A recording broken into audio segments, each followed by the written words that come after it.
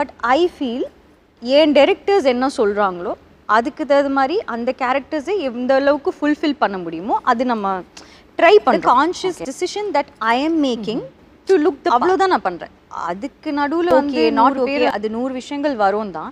But I always follow my direct. இப்போ for instance நீங்கள் நானும் காது கேட்காத போனா ஓகே. ஸோ ஃபஸ்ட்டு வந்து விக்கி வந்து என்கிட்ட கதை சொல்லும்போது நான் நினச்சேன் ஓ பயமாக இருக்கிற ஓவராக இருந்தேன்.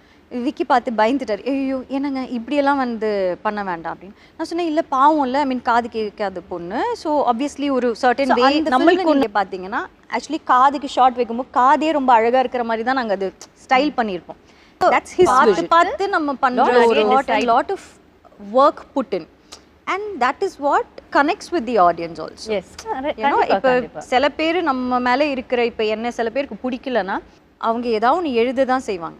அதுக்கு இப்போ நான் என்ன பண்ணாலும் அப்படி தான் எழுதுவாங்க. பட் அது என் மைண்டுக்கோ என் ஹார்ட் அது கண்டுக்க மாட்டேன். Because I feel very bad for them. கி அவங்களுக்கு இவ்வளோ டைம் இருக்குது நம்மளை எழுதி அதை பற்றி ஒரு காமெண்ட் போட்டு எழுதுறதுக்கு அவ்வளோ ஃப்ரீ டைம் இருக்குது போல் அவங்களுக்கு. நம்மளுக்கு டைம் இல்லை, அதனால நம்ம அதை பற்றி யோசிச்சு. ஆனால் என் ஆடியன்ஸ்க்கு வந்து அது எப்போவுமே கனெக்ட் அவங்களுக்கு பிடிக்குது இல்லை the way we are and the kind of films that we do. இல்லை நம்ம பண்ணுற எல்லா ஃபில்ம்ஸுமே ஆடியன்ஸ்க்காக ஆர் நம்ம கிரிட்டிக்கல் அக்ளைம் கிடைக்கணும்னுக்காக நம்ம everything is for the audience. They like it, they love it, that's the ends there அவ்வளோதான்.